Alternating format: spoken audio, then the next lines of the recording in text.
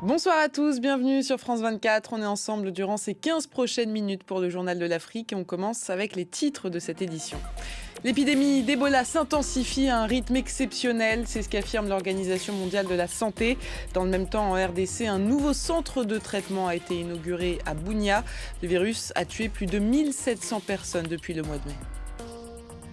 On évoquera la Guinée avec cet accès toujours restreint à Facebook, YouTube ou encore TikTok. Une situation que dénoncent de nombreux Guinéens. Ils se voient privés de moyens de communication, d'information et de participation au débat public.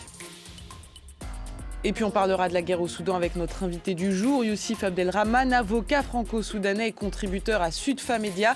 Cette guerre dont on parle trop peu et qui fait rage depuis avril 2023. Elle a provoqué la plus grave crise de la faim au monde. L'armée affirme avoir repris ces derniers jours le contrôle d'une autoroute stratégique. On ouvre ce journal avec cette bonne nouvelle. En République démocratique du Congo, un nouveau centre de traitement du virus Ebola a ouvert ses portes à Bunia, dans le nord-est du pays. C'est la plus grande structure dédiée à la lutte contre la maladie en RDC. Depuis le mois de mai, plus de 3800 cas d'Ebola ont été confirmés, dont 1707 décès. Le récit de Clarisse Fortuné. Les travailleurs de la santé dans l'est de la RDC intensifient leur lutte contre Ebola. Ce nouveau centre de traitement à Bunia est appelé à devenir le plus grand du pays. Il est conçu pour prendre en charge le nombre croissant de patients. Donc les travaux sont en cours de finalisation.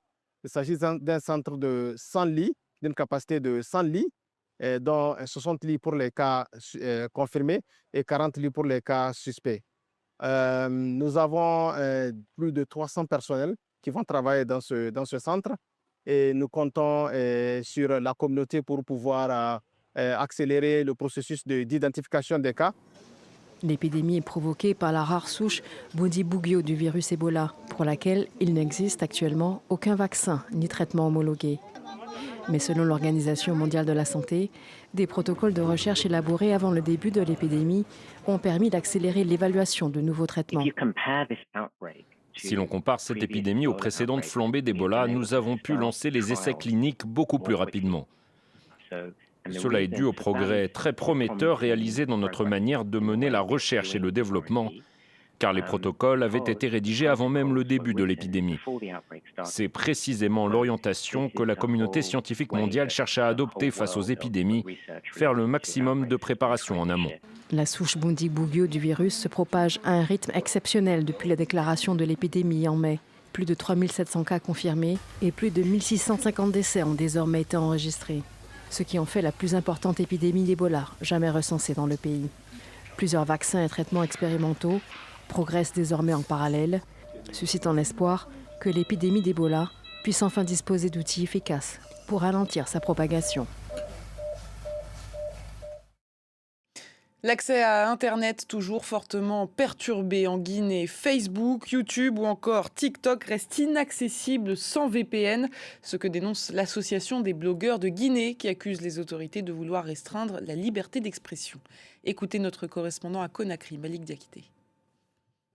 Depuis quelques jours, les Guinéens peinent à accéder à Facebook, TikTok et YouTube, les plateformes parmi les plus utilisées dans le pays. Pour contourner ces perturbations, ils sont obligés de faire recours à des VPN, une situation qui suscite des inquiétudes au sein de la société civile.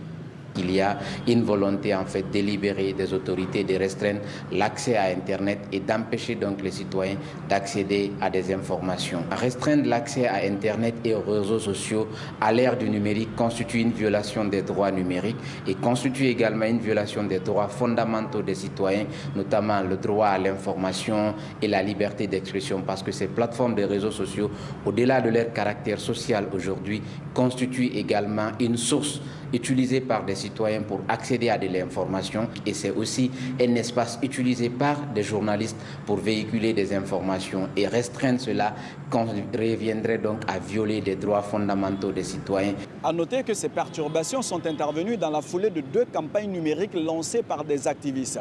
Jeudi noir pour dénoncer les violences sexuelles dans le pays et les lundis blancs pour protester contre la mort d'un jeune élève décédé après sa détention à la prison de Kindia pour fraude au baccalauréat. Contacté par France 24, le gouvernement guinéen n'a fait pour l'heure aucune communication officielle sur ces restrictions.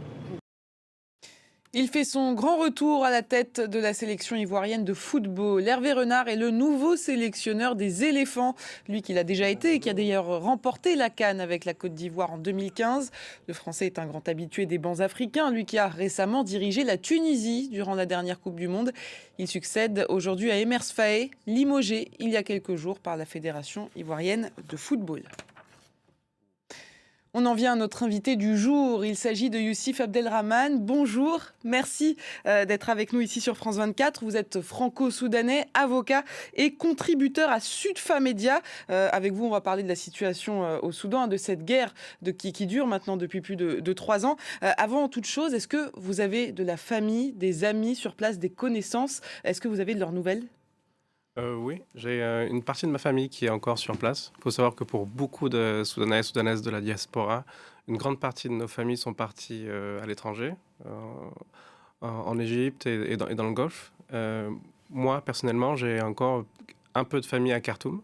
C'est très difficile d'avoir de leurs nouvelles, dû aux coupures d'électricité et de courant. Donc, très, très difficile de charger les téléphones et aussi un réseau assez maigre. Ce qui fait qu'on a des nouvelles de manière assez peu régulière. Et qu'est-ce qu'ils vous disent quand vous avez de leurs nouvelles? Qu'est-ce qu'ils vous disent de la situation sur place? Ils nous disent avec beaucoup de résilience que tout va bien.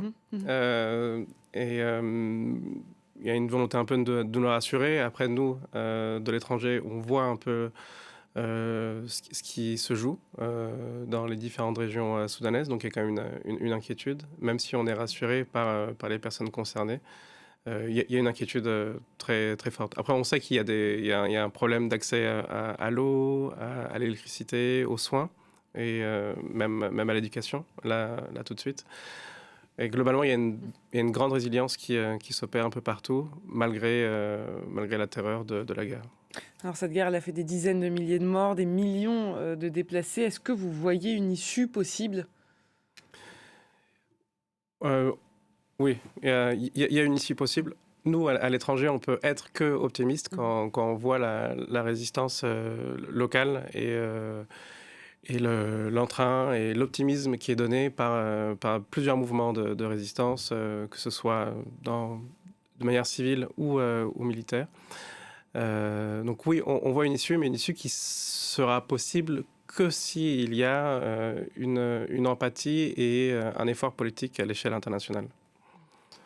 Dimanche, il y a eu une frappe de drone qui a fait 35 morts. Cette attaque, elle a été dans le Darfour, elle a été perpétrée par l'armée régulière. Les drones, c'est désormais la principale cause de décès chez les civils. Vous direz que la méthode, elle a changé depuis le début du conflit?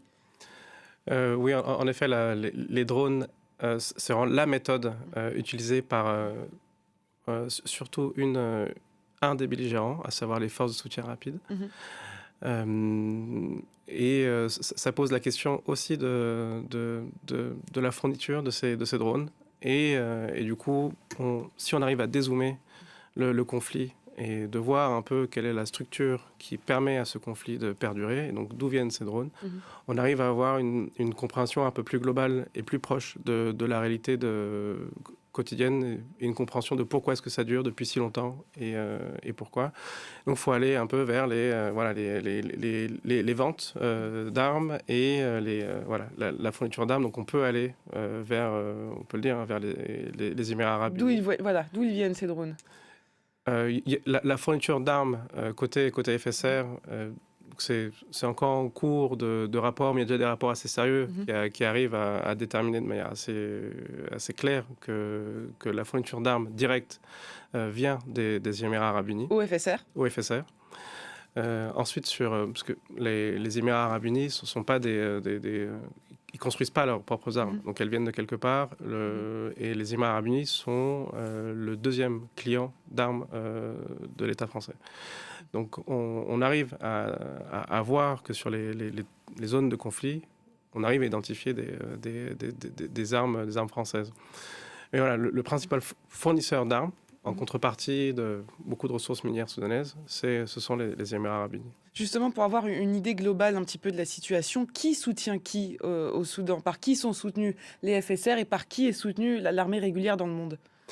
Alors, le principal allié des FSR, donc les forces paramilitaires, ce sont les Émirats arabes unis, qui fournissent l'arme et qui financent de manière très significative. Et d'ailleurs, il y a, d'un point de vue régional, sur plusieurs pays qui avoisinent le Soudan, le Tchad, la Somalie, l'Éthiopie, qui deviennent des zones un peu logistiques, dans lesquelles arrivent des armes, arrivent des financements, et desquelles repartent beaucoup de sources, en particulier aurifères. Donc beaucoup d'or part aux Émirats arabes unis. Il faut savoir que c'est un pays qui n'a pas d'or, mais qui reste le deuxième exportateur au monde. Et cet or vient bien de quelque part, et en grande partie vient du Soudan. Donc c'est un peu le pacte entre les forces de soutien rapide et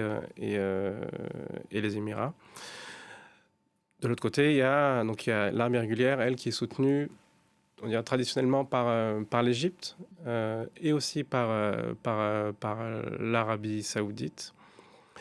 D'ailleurs, peut-être qu'on va en parler un peu plus tard, mais il y a toute une série de défections qui a eu lieu. Justement, j'allais y venir. On a constaté une série de défections ces dernières semaines du côté des FSR. Comment on l'explique ?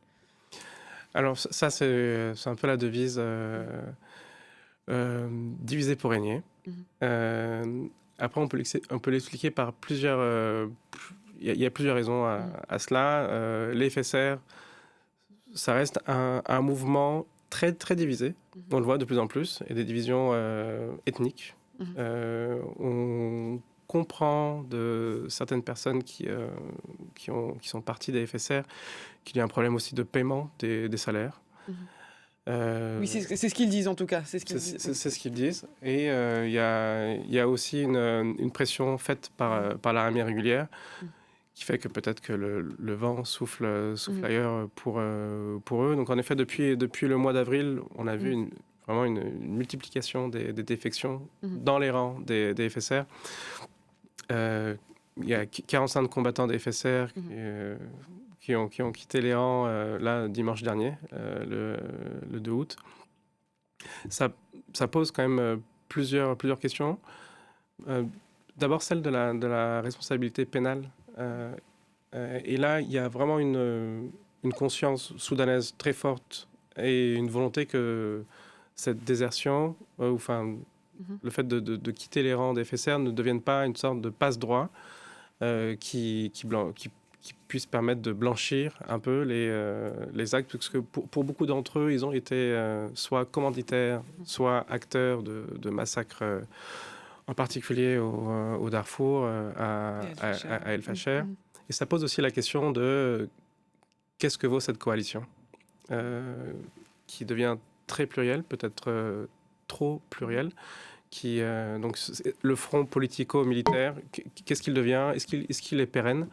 Et donc là, sur un même front, maintenant, côté armée régulière, on peut avoir une personne qui a une politique très claire anti-FSR et un ancien FSR qui a pu commanditer des massacres contre une population du front initial.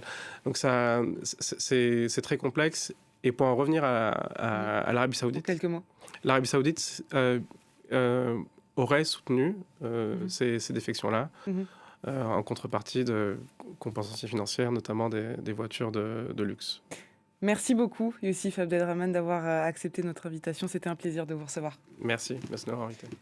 C'est déjà la fin de ce journal de l'Afrique. Merci à vous de l'avoir suivi. Restez avec nous sur France 24.